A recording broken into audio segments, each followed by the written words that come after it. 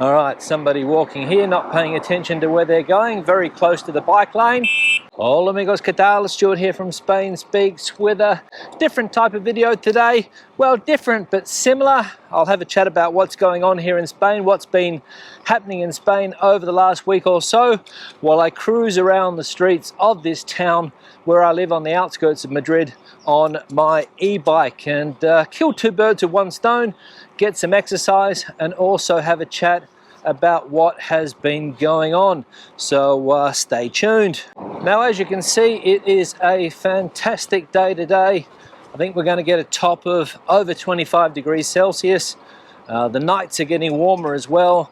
The days are getting warmer, so full on spring weather at the moment. Unfortunately, I think it's going to change for next week. Temperatures are going to drop, but that's okay before we hit those full-on summer temperatures.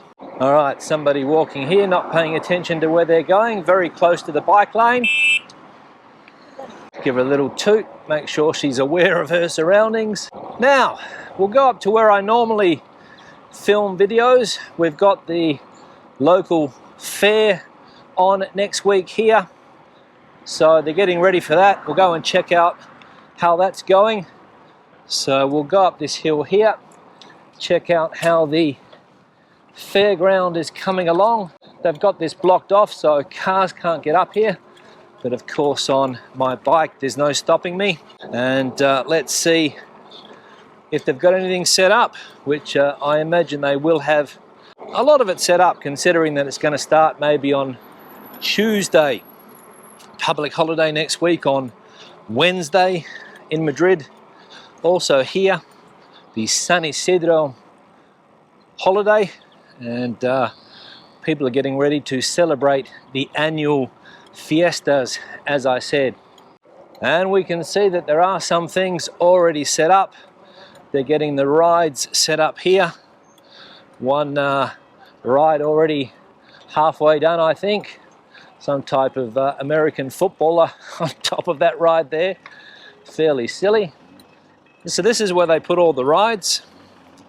And if we go through this area here, we'll go through where they have a lot of the food area.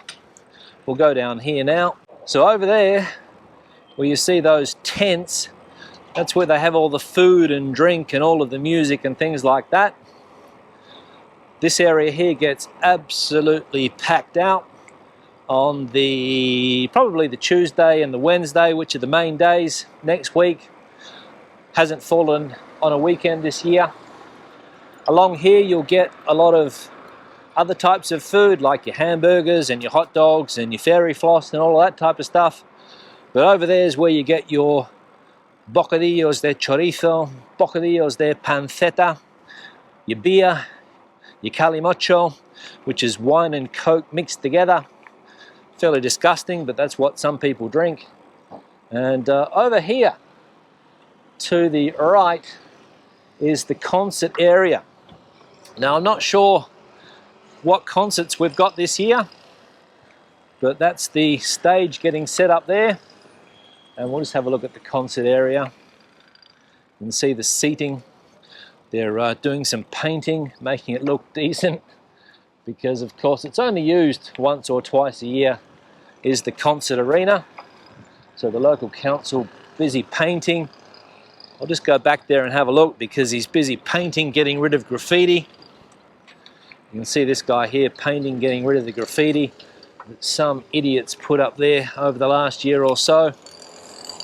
We all know that Spain has an issue with graffiti, and that's what we have to spend our rates on. Taxpayer money to get rid of it. And this area here is where they have all of the kids attractions, all of the kids rides for the youngsters. And you can see that they're getting those set up there now. So this is the junior area, and up top is the seniors area. So the local fiestas, getting ready. Like they're cleaning the gutters.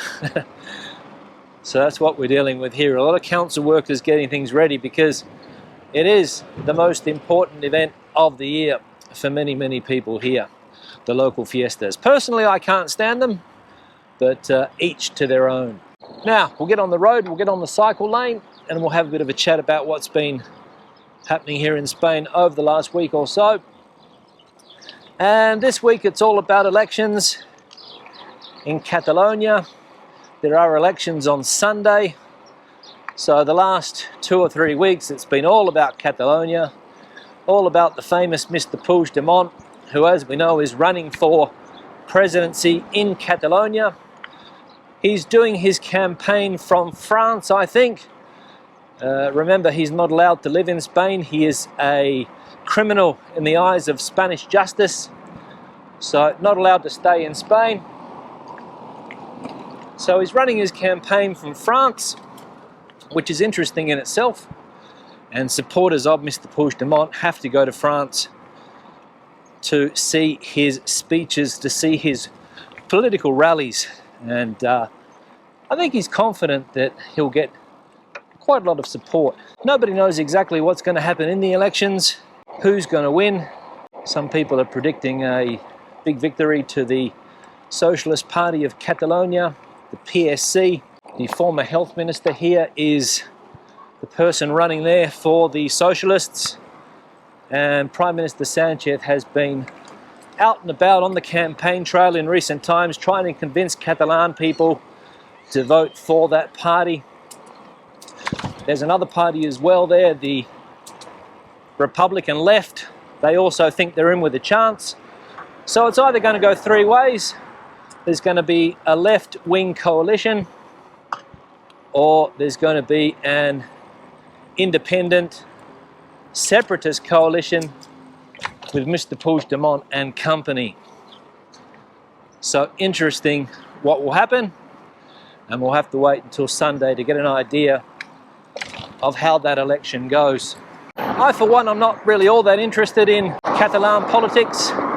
It is very important here in Spain because it has a big influence nationally.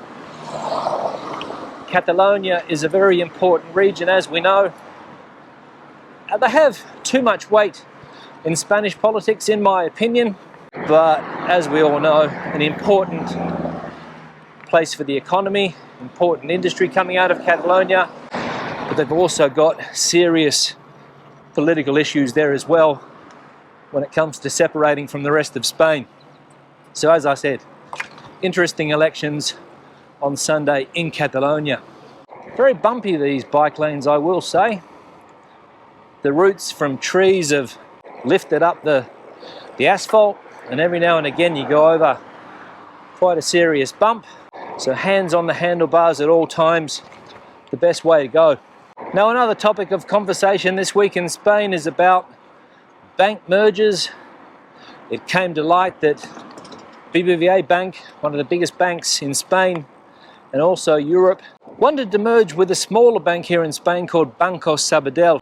Now, to put this into context, somebody said that Banco Sabadell is the 4th largest bank in Spain, but when it comes to market cap, they're only a small player compared with the other 3 big banks here. Banco Santander, the biggest bank when it comes to market capitalization, BBVA number 2, and CaixaBank number 3, and I think Sabadell after that. But quite a small market cap compared to the other 2 banks that I just mentioned. And they were talking about a friendly merger, but Banco Sabadell said that that wasn't an option for them, so they called the merger off. And then it came to light yesterday that BBVA said that they were going to take over, or they were going to put in a hostile takeover bid for Banco Sabadell.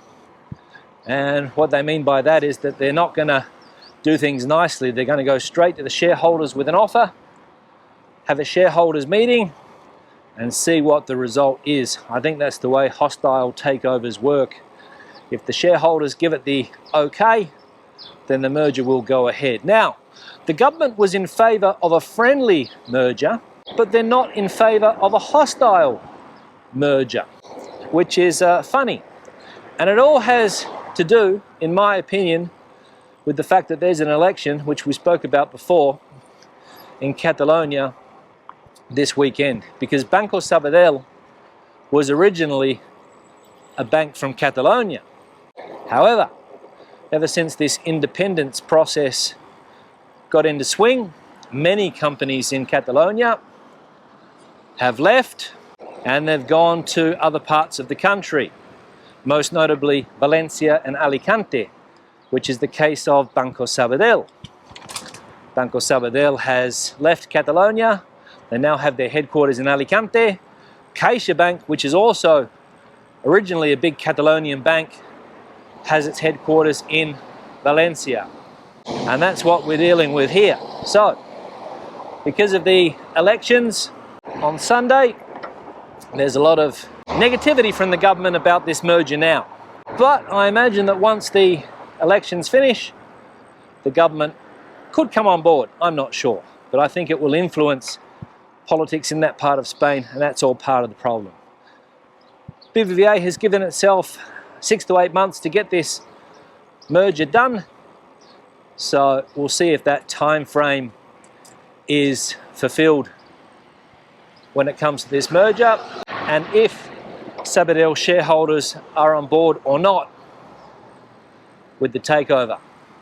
Now, another story that caught my attention, a tragic story, a young German man falling from a balcony in Palma on the island of Mallorca, one of the many people who over the years has fallen from a balcony on that island. Apparently stories are saying that he was drunk, didn't have any clothes on, or at least didn't have any pants on, was trying to go from one room to another, and fell to his death, which, as I said, many people have done, unfortunately, over the years. And I ask myself the question, do people not learn? Do people not realize that this is a dangerous thing to do, to try to go from one balcony to another when you are drunk, when you've had a few too many beers, or whatever it is that you have been drinking, or perhaps drugs? Now, I'm not saying that this guy was on drugs, but as we know, drugs and alcohol sometimes work in tandem. But unfortunately, as I said, this guy falling to his death, German, not British. Normally we read about British people falling from balconies there. There's obviously a big group of tourists in the Balearic Islands are the British, but this time a German tourist. And I'll repeat myself, when will people learn that this type of thing does not mix, alcohol and open balconies? So a tragic story. Hopefully it's the last one we'll see this year, but we're only in May and the tourist season is not even underway yet, the full tourist season. It's only just cranking up in Mallorca. So how many more people will fall from balconies this summer? No idea, but hopefully not many. Let's try and save people's lives. Let's try and get people aware of the dangers.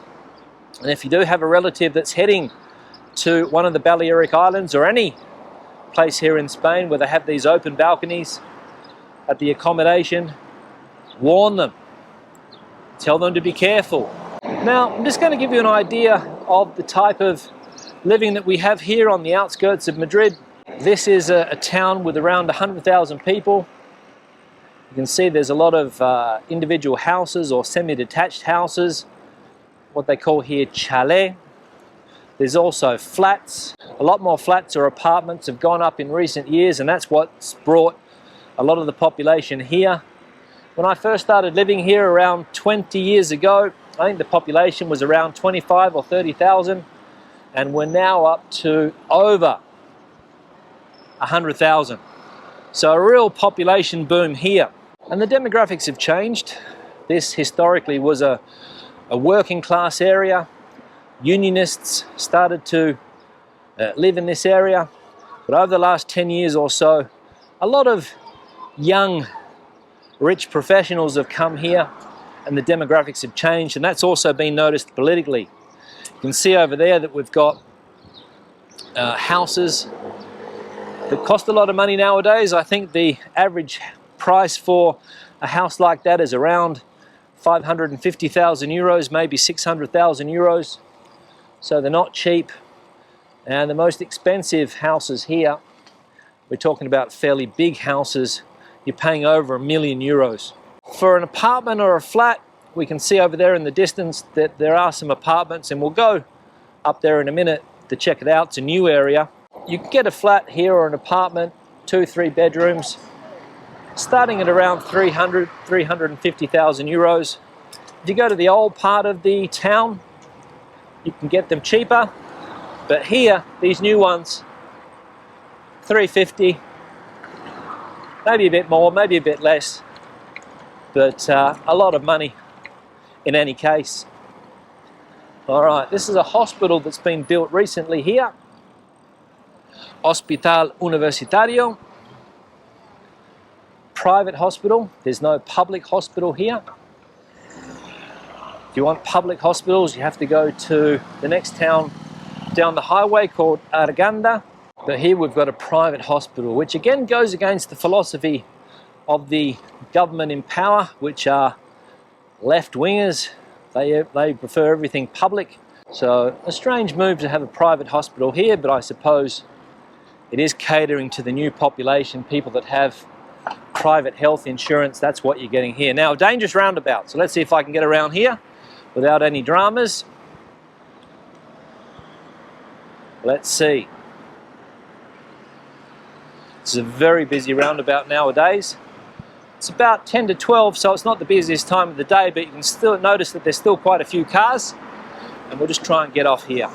All right, onto the cycle lane again, up the hill. Now this has become the posh area. Lots of fancy restaurants around here, supermarket, gyms. You can see that gym over there on the left, Alta Fit. All of the yuppies, if we still use that word, head to that gym in the morning to try and keep their bodies in shape. And as I said, a lot of fancy restaurants, expensive restaurants as well. That's one thing about living here now, is that everything is either on par with the capital city, Madrid, or more expensive.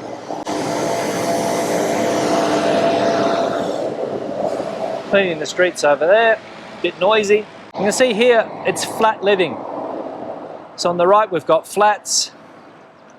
On the left, vacant block, but past that, you can see flats as well. Over there, it's only flats. Businesses that take these shops under the flats. Always lots of business, always lots of clients. And we'll go down here, past the local civil guard station, and I'll show you an area of Rivas which is one of the more dodgy areas here, in my opinion.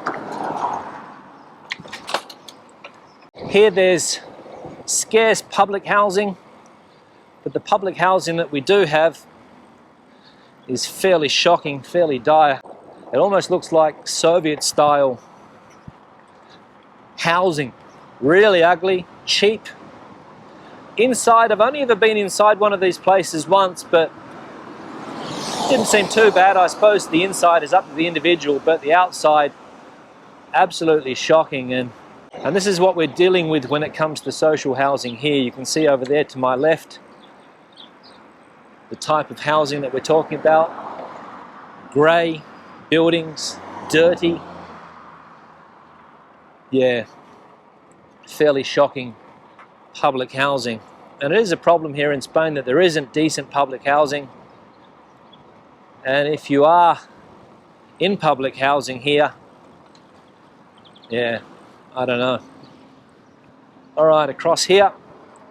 Then as soon as we cross over here, so we've got public housing on one side of the road, and as soon as we cross over here, we get into houses, which, as I said, cost €500,000. So the idea of the government here was to put social housing amongst normal housing, expensive housing, and try and get some type of social cohesion, if you like. Don't know whether they've been successful. Some people would say no, but that's what the government did.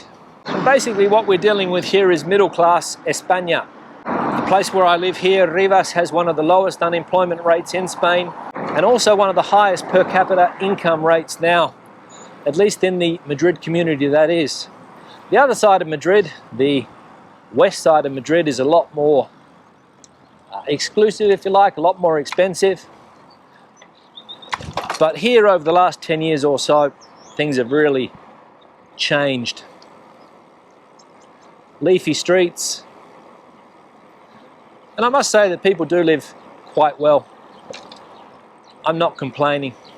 All right, now we're coming up to the Pueblo, the old part of Rivas, where it all began. You'll see this old style of housing, what they call here casas bajas. You can see in front of us there on the right, the typical casa baja, which has probably been there for 50 or 60 years. Not much more, I don't think. We'll go in there, see what's happening. Now this is the type of housing that we have here in the Pueblo, the old part of town, the first part of this city to be inhabited, to be populated, and a lot of elderly residents living here still. A lot of the businesses have shut down. For example, this bar here on the left shut down. The dentist I don't think is open either. There's a hookah bar down there as well. What they call here the cachimbas, not hookah meaning lady of the night, but hookah meaning that thing that you smoke. And this is the typical square here, the businesses, old blokes here having a drink, bar, another bar here, other types of businesses. We'll go down here, nice outdoor terraced area there where you can sit down and have a drink on a day like today. Fantastic. We'll go down here and give you an idea of the type of housing that we've got. As I said, these casas bajas. And this is a unique part of the town. Nowhere else is similar. We'll go down here. We'll see the municipal pool over here to my right. So the people that live in the town been here for a long time, and it's where Rivas began. The old town hall building is there, still in use, but the main town hall activity has moved to the new part of town. So I've got the old town here on the left, and we've got a newer part here. These houses here have also been around for a long time. Let's see if I can get up the hill here. The battery's whirring at the moment as I get up the hill. But on the e-bike, no dramas at all. And these houses here have probably been around for 30 plus years as well, maybe longer. Some of the first houses that were built here, people moved in, and you can see that, yeah, they're still in decent condition, but they're probably at the cheaper end of the scale when it comes to housing here, especially if you want to live in a semi-detached, I would say. And then up in front of us, you'll see a new apartment complex, which has been around for about 2 or 3 years now. It was a vacant block for about 15 years. And then a builder got the money to build once the real estate market here picked up again. And I would say in that block of apartments for a 2, or let's say a 3-bedroom apartment, you're paying around 350, maybe 400,000 euros now. So not cheap to live here, but it's a general trend in Madrid, because Madrid's one of these areas which gets bigger and bigger every year. The capital of Spain. Not only people coming from other parts of Spain to live here, but also a lot of international residents moving in, especially from Latin America, where the political situation is a bit dodgy for a lot of people. So they want a more peaceful quality of life. Now this is the bar and business area. Chemist, bars, banks, driving schools, convenience shops, Viajes El Corte Inglés, bar, fast food, insurance, butcher, fruit shop. All right, up the hill I go again. And the final thing I'll talk about today, something that came to light yesterday, made the press. The Health Minister, Monica Garcia, announced that her ministry is considering offering free sunscreen in public spaces here so that people can protect their skin against the harmful hot sun that we have here. Not sure how they're going to implement this, not sure the quality of the sunscreen lotion, but as somebody pointed out in the comment section yesterday, sunscreen is not cheap, and if you can get it for free, it's a bonus.